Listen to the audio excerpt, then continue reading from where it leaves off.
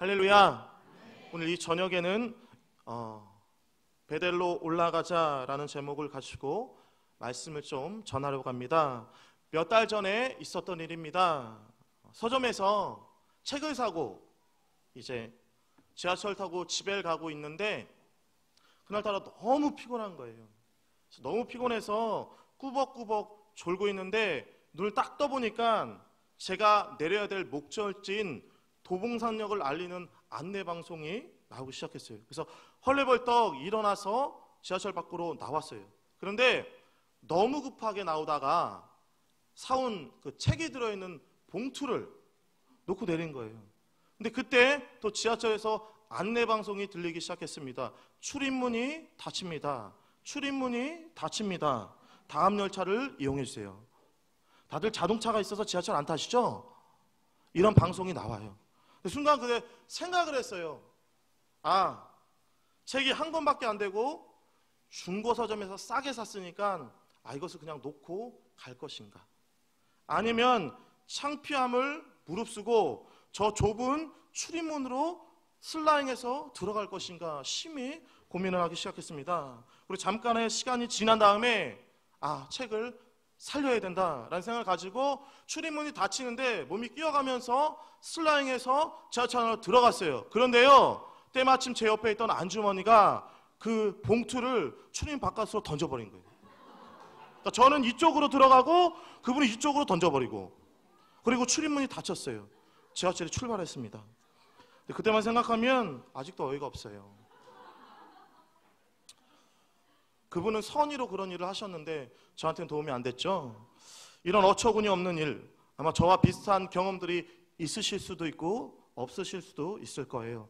여러분, 우리가 인생을 살다 보면 경험이라는 것, 체험이라는 것, 이것이 무엇보다 중요합니다. 왜냐하면 우리가 겪는 체험을 통해, 경험을 통해 우리는 교훈과 배움을 얻을 수 있기 때문입니다. 제가 그 지하철 사건을 통해 깨달은 교훈이 있어요. 그것은 무엇이냐면 날렵하게 생긴 아주머니 옆에 앉지 말자. 여러분, 중요한 것은 우리가 일상생활에서 경험하는 그 체험이 무엇보다 중요하다는 거예요. 여러분, 그렇다면 우리의 신앙생활은 어떨까요?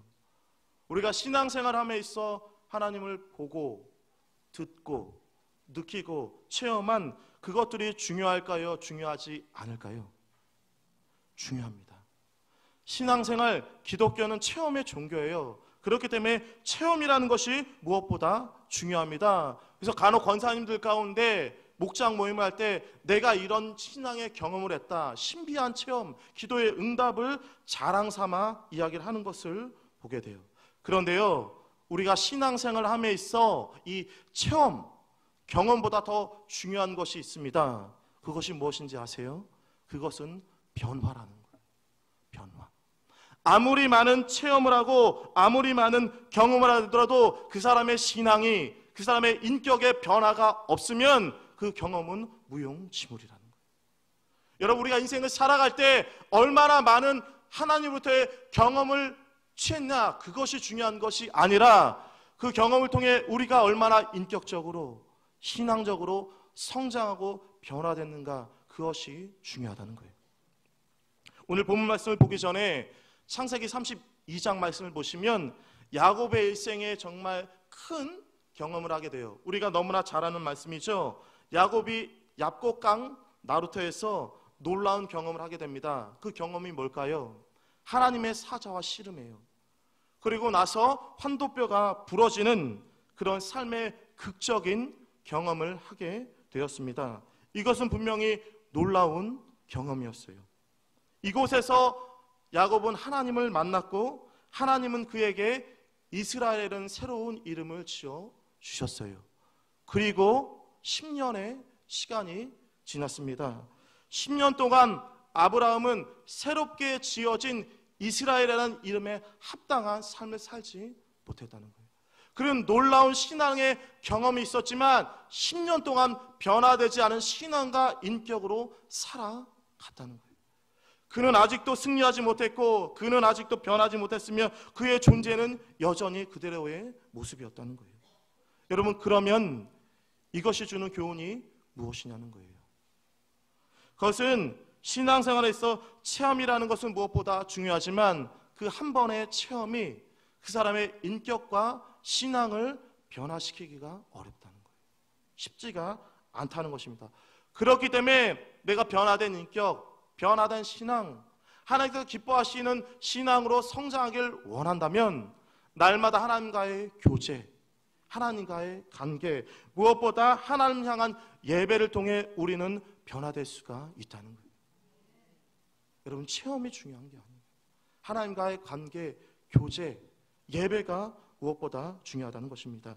이제 오늘 본문 말씀 보세요. 오늘 본문 말씀 보시면 새 이름을 받고 10년이 지나도 아직도 변화되지 않는 모습으로 살고 있는 야곱에게 하나님께서 다시 찾아오십니다. 그가 살고 있던 세겜 땅으로 하나님께서 찾아오셨어요. 야곱은 아직도 세겜 땅에 머물러 있다는 거예요. 오래전에 베델에서 하나님과 씨름했을 때, 하나님을 만났을 때 하나님이 다시 베델로 올라와라 라고 이야기를 했는데 어찌된 영문인지 야곱은 베델로 올라가질 않았어요. 세겜 땅에 그대로 10년 동안 머물러 있었습니다. 그런데요, 야곱이 세겜 땅에서 10년 동안 있었던 그 시간들이 어땠는지를 우리는 봐야 되는 거예요. 세겜 땅에서 야곱의 일가에 있었던 비극을 창세기 34장 말씀에서 이야기를 하고 있는데요. 창세기 34장 말씀을 보시면 이제 야곱의 딸인 다나가 세겜의 일가에게 강간을 당하는 내용이 나와요. 그래서 그의 오빠들이 화가 났어. 세겜 사람들에게 너네 할례를 해라. 딸을, 자기 동생을 원하니까 할례를 해라. 혼인시켜 주겠다라고 이야기한 다음에 그들이 할례를 하고 힘들어하고 있을 때 그 모든 사람을 쳐 죽이는 피해 복수가 일어나요. 그래서 이제 야곱의 일가는 그들이 연합 세력에 의해서 자신의 목숨, 자신의 땅, 자신의 재산이 위험에 처하게 되었다는 거예요. 이렇듯 야곱에게 있어 세겜 땅은 유쾌한 땅이 아니라는 거예요. 그런데 어찌 된 일인지 야곱은 계속 세겜 땅에 머물러 있다는 거예요. 지금 우리로 말하면 이건 거예요.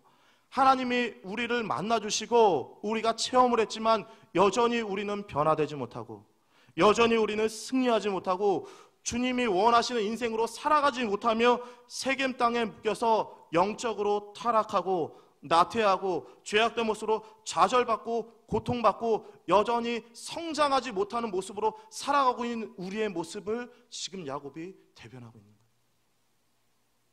여러분, 오늘 여러분의 신앙 상태는 어떠십니까? 날마다 하나님께서 기뻐하시는 모습으로 성장하고 변화되고 되세요? 아니면 최근 들어서 영적인 나태함과 좌절과 그 자리에 머물러 계시냐는 거예요. 근데 이런 상태에 있을 때 우리가 연약하고 넘어지고 쓰러지고 변화되지 못한 모습으로 하나님께서 기뻐하지 모습으로 살아가고 있을 때 그때 하나님 우리를 찾아오셨다. 그리고 말씀하십니다. 1절 말씀 읽어볼게요. 1절 말씀 읽겠습니다. 시작. 하나님이 야곱에게 이르시되 일어나 베델로 올라가서 거기에 거하며 내가 내 형 에서의 낯을 피하여 도망하던 때에 내게 나타나던 하나님께 거기서 단을 쌓으라 하신지라. 아멘. 우리가 연약할 때, 우리가 나약할 때, 우리가 주저앉아 있을 때, 성장하지 못하고 그 자리에 머물러 있을 때 주님이 우리에게 말씀하시는 거예요. 뭐라고 말씀하시면 베델로 올라와라. 하나님을 만났던 그 자리로 다시 올라와라. 그리고 나를 예배하라. 야곱에게 은혜의 자리를 회복하시고 다시 그가 언약의 계승자로서 회복을 시켜주길 원하는 하나의 방법은 무엇이었냐면 나를 예배하라는 거예요. 나에게 다시 오라는 거예요. 오늘 주님께서 저와 여러분들에게 말씀하십니다. 나에게로 와라. 나와 예배를 드리자. 나와 관계를 갖자. 나와 교제를 갖자. 오늘 주님께서 우리에게 말씀하시는 거예요. 오늘 주님께서 우리에게 다시 나를 만나자라고 말씀하실 때 우리는 어떠한 반응을 보여야 될까요? 2절 말씀 읽겠습니다. 2절 말씀 읽어볼게요. 시작. 야곱이 이에 자기 집 사람과 자기와 함께한 모든 자에게 이르되 너희 중에 이방 신상을 버리고 자신을 정결케 하고 의복을 바꾸라. 아멘. 하나님의 말씀을 듣고 다시 나를 만나서 나에게 예배를 드리라는 그 야곱에게 말씀하신 그 말씀에 대해 야곱이 다시 베들로 올라가기 전에 한 일이 세 가지예요. 첫 번째는 무엇이냐면 우상을 버렸다는 거고요. 두 번째는 무엇이냐면 자신을 정결하게 했고요. 세 번째는 의복을 갈아입었다는 거예요. 그 세 가지 일을 한 다음에 다시 하나님을 만나러 베델로 올라갔다는 것입니다. 그렇기 때문에 우리도 하나님을 만나려고 예배 자리로 나올 때마다 이 세 가지를 점검하셔야 되는 거예요. 오늘 이 시간에는 이 세 가지 중에 두 가지를 함께 알아보면서 다시 한번 베델로 올라와 하나님과의 관계를 회복시키려는 저와 여러분들이 어떻게 해야 되는지를 알아보며 은혜를 나눴으면 좋겠습니다. 첫 번째는요, 우상을 버려야 된다는 거예요.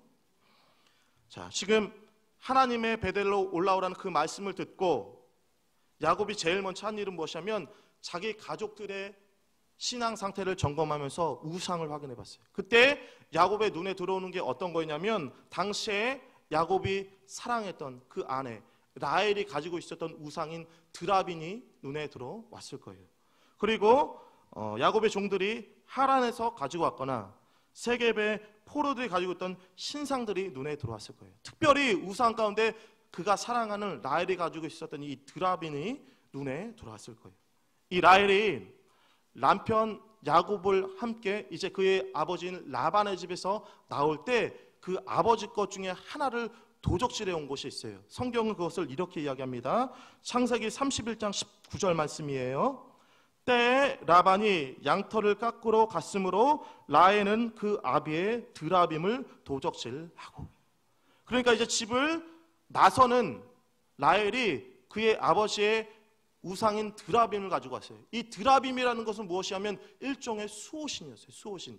집을 지켜주는 부적 같은 거였단 말이에요. 그러니까 이제 집을 떠나서 새로운 집을 만들고 새로운 터를 가고 있는 이 라헬이 생각할 때 우리 집이 잘 되기를 원했겠죠. 그래서 그 집을 수호하는 그 드라빔을 가지고 나왔을 거예요. 그리고 그것을 지금도 갖고 있었을 것입니다. 그리고 그것을 지금 야곱이 주목해서 보기 시작했다는 거예요. 자, 그러면 그 당시에는 야곱의 집에서는 우상이 드라빔이었는데 오늘 이 시대를 살아가는 우리들에게 성경이 말하는 가장 큰 우상은 무엇일까요? 성경은 이렇게 이야기해요. 자, 시편 135편 15절 말씀입니다. 열방의 우상은 은금이요 사람의 수공물이라. 사람들에게 있어서 가장 강력한 우상, 가장 보편적인 우상이 무엇이냐면 물질이라는 거예요. 돈, 달러라는 거예요.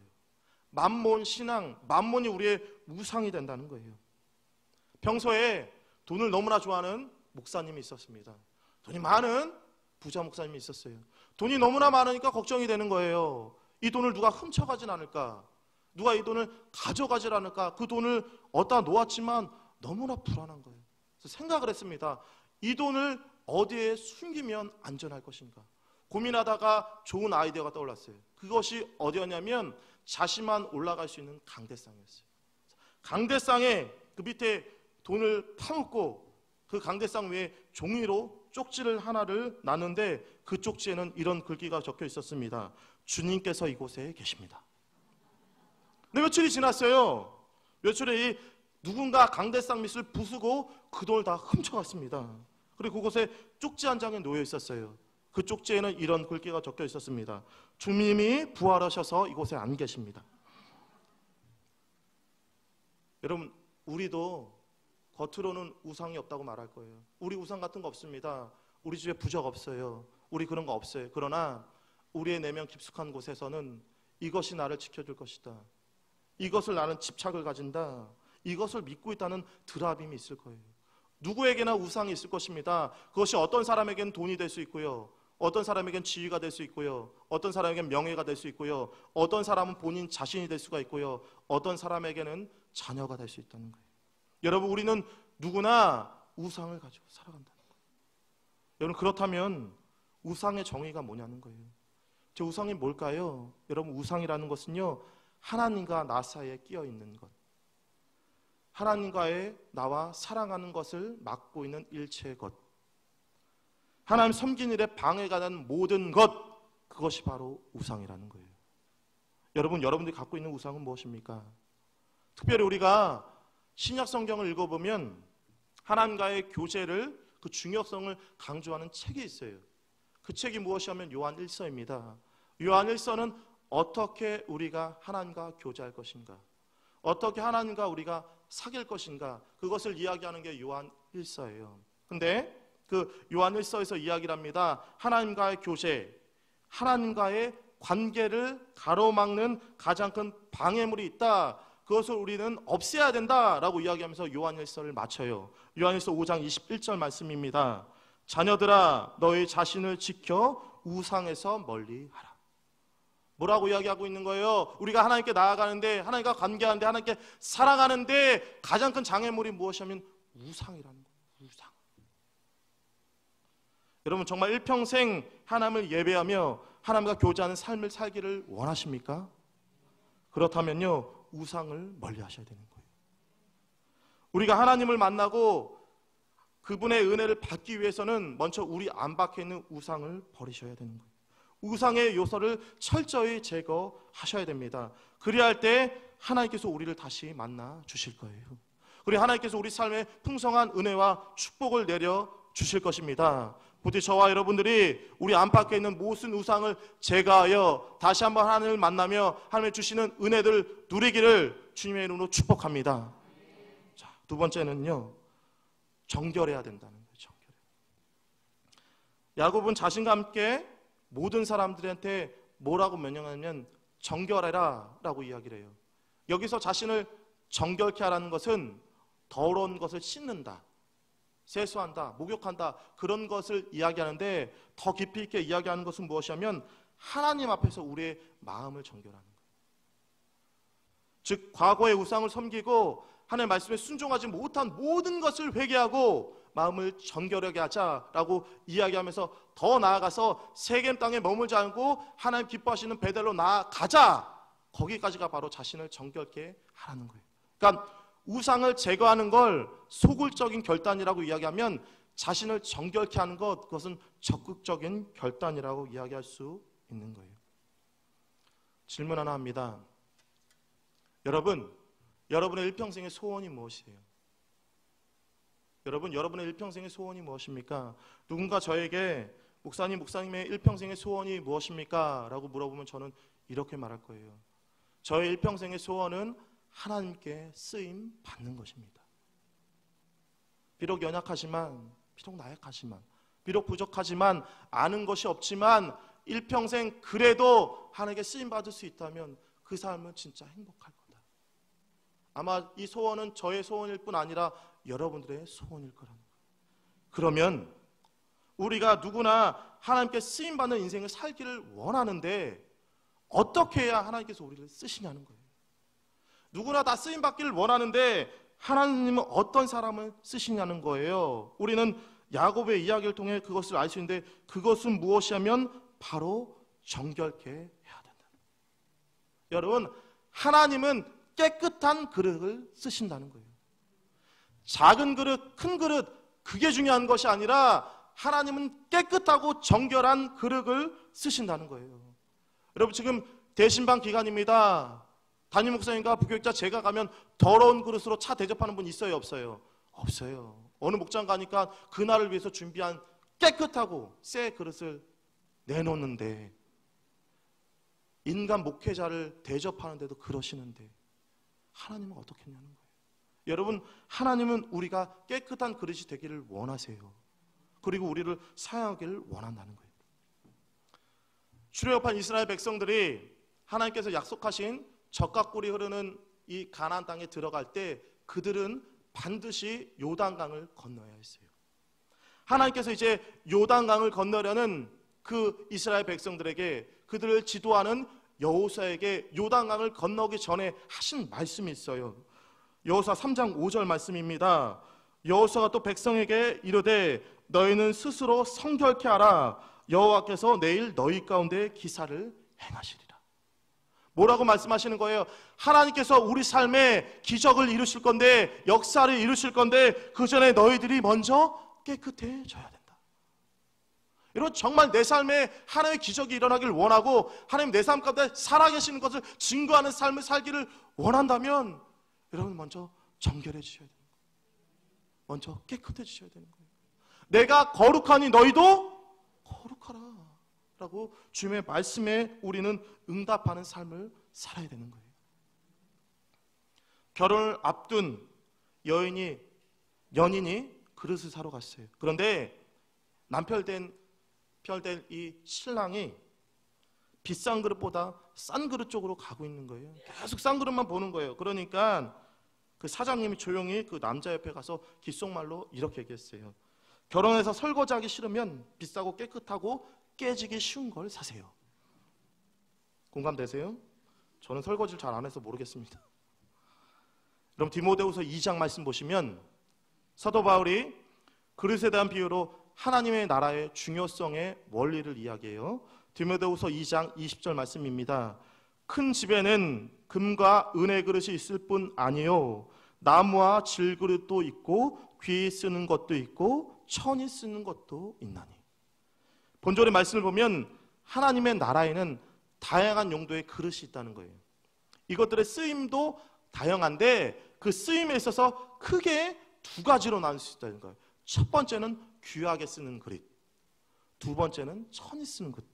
여러분 그렇다면 귀하게 쓰는 그릇이 되기를 원하세요? 천이 쓰는 그릇이 되기를 원하세요? 귀하게 쓰는 그릇이 되기를 원하죠. 그럼 귀하게 쓰고 천이 쓰는 것을 구분하는 기준이 무엇이냐는 거예요. 디모데후서 2장 21절 말씀 보시면 그 해답이 나와요. 21절 말씀 읽어드립니다.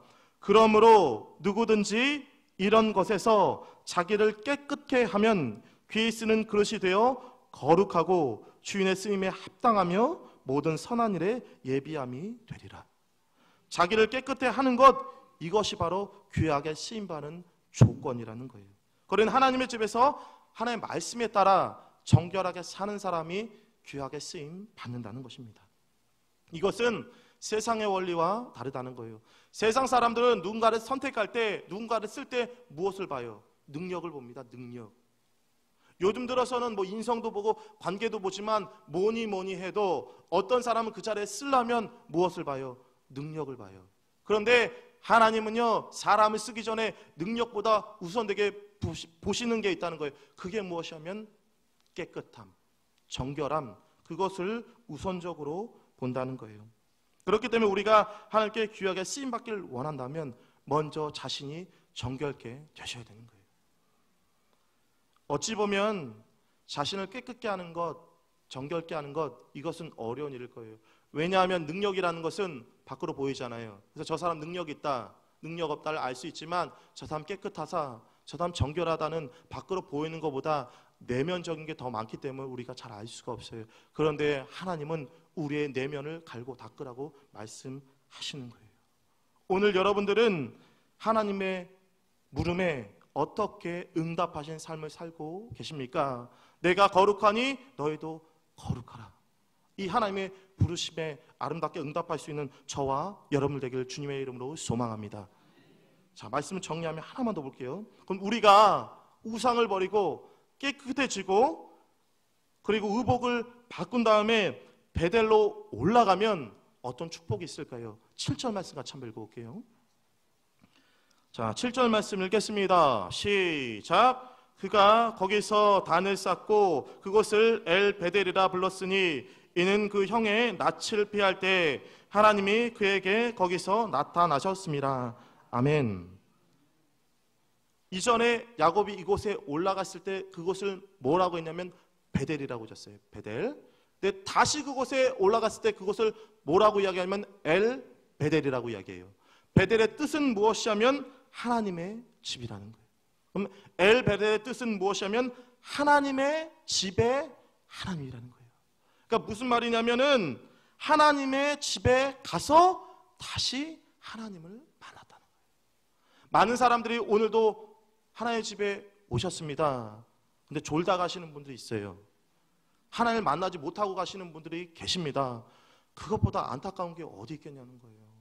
하나님 집에 오셨으니 누구를 만나고 가셔야 돼요? 하나님을 만나고 가셔야 되는데 그 하나님을 만나려면 우리가 우상을 버리고 깨끗해지고 의복을 갈아입고 이 자리에 나와야 하나님께서 우리를 만나 주신다는 것입니다. 말씀 정리합니다. 여러분, 세겜에서 이 베델까지의 거리는 50km밖에 안 됐어요. 그러니까 야곱이 작정하고 나 이제 베델로 올라가겠다고 하면 4일 만에 올라갈 수 있는 거리였어요. 그런데요, 야곱은 세겜에서 베델까지 올라가는데 자그마치 10년의 시간이 걸렸다는 거예요. 죄악된 이전의 생활을 청산하고 하나님의 품으로 돌아가는데 무려 10년의 시간이 걸렸다는 거예요. 오늘 우리의 모습은 어떨까요? 우리도 야곱처럼 구원받은 백성으로서 새로운 이름이 주어졌는데 그 이름에 합당하지 못한 삶을 살아가고 있는 우리의 모습들이 얼마나 많이 있을까요? 우리가 그 모든 모습들이 변화되고 깨어져서 다시 한번 하나님의 품으로 나아가서 그분을 만나는데 야곱처럼 10년의 시간이 걸리지 않았으면 좋겠습니다. 오늘 이 시간 다시 하나님을 만나서요, 하나님의 품으로 돌아와 그분의 백성다운 변화된 삶의 모습으로 나아갈 수 있는 저와 여러분 되기를 주님의 이름으로 축원합니다.